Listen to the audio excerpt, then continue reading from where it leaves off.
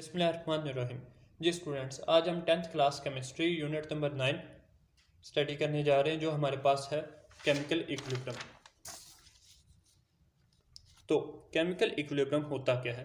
Chemistry के अंदर जब केमिकल रिएक्शंस होते हैं तो केमिकल रिएक्शंस में एक ऐसा पॉइंट आता है, एक ऐसी स्टेट आती है जिसके अंदर प्रोडक्ट्स और रिएक्टेंट्स की क्वांटिटी इक्वल हो जाती है। तो उस स्टेट को हम नाम देते हैं केमिकल इक्विलिब्रियम। अब इस यूनिट के अंदर हम जो स्टडी करेंगे, हमारे पास मेजर टॉपिक्स है वो हमारे पास है reversible reactions and dynamic equilibrium. यानी कुछ रिएक्शंस ऐसे होते हैं जिन्हें हम रिवर्स कर सकते हैं। जिस तरह ये पेपर का बनना, आप पेपर बनाते हो, बाद में आप उसे रिसाइकल, इसे आप यूज़ करते हो, डिफरेंट इंक्स वगैरह लगाते हो, उसके बाद आप दोबारा ऐसे रिसाइकल करके प्रोसेस करके दोबारा पेपर बना सकते हो। तो ये एक फिर रिवर्सिबल रिएक्शन हो गया। और इस तरह के आपके एनवायरनमेंट में बहुत सारे आपको रिवर्सिबल रिएक्शंस मिलते हैं। उसके अलावा आप स्टडी करेंगे डायनेमिक इक्विलिब्रियम। इक्विलिब्रियम की एक टाइप होती है स्टैटिक इक्विलिब्रियम, एक डायनेमिक इक्विलिब्रियम। हम वो दोनों स्टडी करेंगे। नेक्स्ट आता है केमिकल इक्विलिब्रियम से रिलेटेड एक लॉ पाया जाता है केमिस्ट्री के अंदर, लॉ ऑफ मास एक्शन। वो भी हम स्टडी करेंगे। फिर उसके डेरिवेशन और उसके जरिए इक्विलिब्रियम कांस्टेंट किस तरह फाइंड किया जाता है वो भी। नेक्स्ट हमारे पास आता है केमिकल इक्विलिब्रियम, वो क्या है। फिर उसके जो डिफरेंट यूनिट्स वो हम स्टडी करेंगे। फिर इंपॉर्टेंस ऑफ केमिकल इक्विलिब्रियम, जो केमिकल इक्विलिब्रियम है और इसका जो इक्विलिब्रियम कांस्टेंट है, इसकी केमिस्ट्री के अंदर काफ़ी एप्लीकेशन है। क्योंकि जब हम इंडस्ट्रियल लेवल पे बड़े पैमाने पे जब हम केमिकल्स तैयार करते हैं टेक्सटाइल्स के अंदर या मुख्तलिफ इंडस्ट्रीज़ के अंदर, तो वो इतने बड़े पैमाने पे जब रिएक्शंस हो रहे होते हैं तो वहाँ फिर हम रिएक्शन की प्रिडिक्शन इक्विलिब्रियम कांस्टेंट की मदद से करते हैं। यानी उन रिएक्शंस को मॉनिटर इक्विलिब्रियम कांस्टेंट की मदद से ही किया जाता है। अब बात करते हैं इक्विलिब्रियम क्या होता है। इक्विलिब्रियम एक स्टेट है, ये कोई केमिकल रिएक्शन नहीं। केमिकल रिएक्शन के अंदर एक खास स्टेज आती है जिसे हम नाम देते हैं इक्विलिब्रियम का। ये बजाते खुद कोई रिएक्शन नहीं होता। हर रिएक्शन में इक्विलिब्रियम आप इस्टेब्लिश कर सकते हैं खास कंडीशंस के अंदर।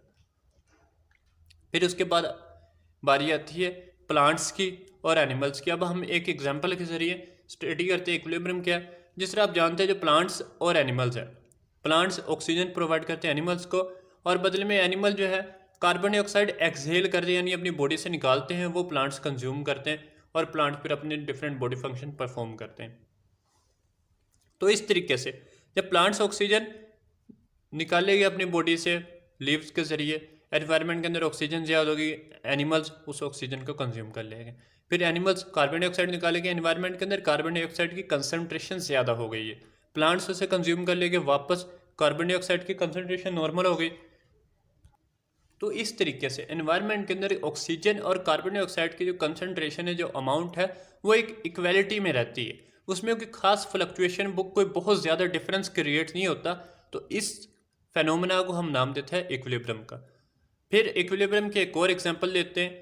केमिकल रिएक्शंस में अगर हम देखें तो जब केमिकल रिएक्शन होता है, जिस तरह ये आपके पास एक दिखाया गया रिएक्शन हो रहा है, ये स्टार्टिंग में ये जो है रिएक्टेंट्स, इनकी क्वांटिटी ज़्यादा है, जो प्रोडक्ट्स है इनकी क्वांटिटी बहुत कम है। लेकिन जब ये रिएक्शन प्रोसीड करेगा आफ्टर सम टाइम, एक स्टेट ऐसी आएगी जिसमें रिएक्टेंट्स और प्रोडक्ट्स इन दोनों की क्वांटिटी सेम हो जाएगी, इन दोनों की मकदार बराबर हो जाएगी। इस स्टेज को नाम देते हैं केमिकल इक्विलिब्रियम का। अब नेक्स्ट आते हैं रिएक्टेंट्स और प्रोडक्ट्स पे। रिएक्टेंट्स क्या होता है और प्रोडक्ट्स क्या होते हैं। तो जिस तरह आपकी ये इक्वेशन दिखाई गई 2H2 प्लस O2, और जब ये रिएक्ट करेंगे अंडर कैटलिस्ट और हीट, तो ये 2H2O यानी दो हाइड्रोजन के मॉलिक्यूल्स प्लस ऑक्सीजन का एक मॉलिक्यूल, ये मिलके वाटर का एक मॉलिक्यूल बनाते हैं।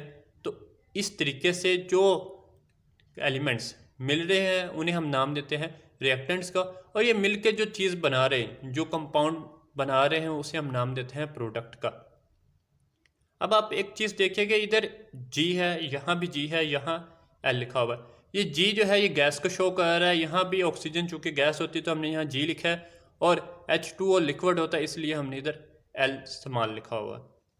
तो इस तरीके से वो तमाम एलिमेंट्स, सब्सटेंसेस जो रिएक्ट करते हैं केमिकल रिएक्शन के अंदर, उन्हें हम रिएक्टेंट्स का नाम देते हैं, और उनके रिएक्शन के नतीजे में जो नए कंपाउंड्स या सब्सटेंसेस बनते हैं उन्हें हम नाम देते हैं प्रोडक्ट्स का। इसकी अगर आप एक सिंपल एग्जांपल ले तो ये जिस तरह अब है एक पॉइंटर है, पॉइंटर का ये कैप है, ये उसका पेन है, तो ये दोनों रिएक्टेंट्स है। जब हम इन्हें मिला देते हैं, दोनों को मिला दिया तो ये प्रोडक्ट बन गया। तो ये एक सिंपल सी एग्जांपल थी। इस तरीके से यानी जो चीज़ें, जो कंपाउंड्स, जो सब्सटेंसेस केमिस्ट्री में मिलते हैं उन्हें हम नाम देते हैं रिएक्टेंट्स का, और वो मिलके जो आगे कंपाउंड या सब्सटेंसेस बनाते हैं उन्हें नाम देते हैं नाम प्रोडक्ट्स का। ओके स्टूडेंट्स, यहाँ हमारा लेक्चर खत्म होता है। इंशाल्लाह नेक्स्ट लेक्चर के साथ दोबारा फिर मिलते हैं। अल्लाह हाफिज़।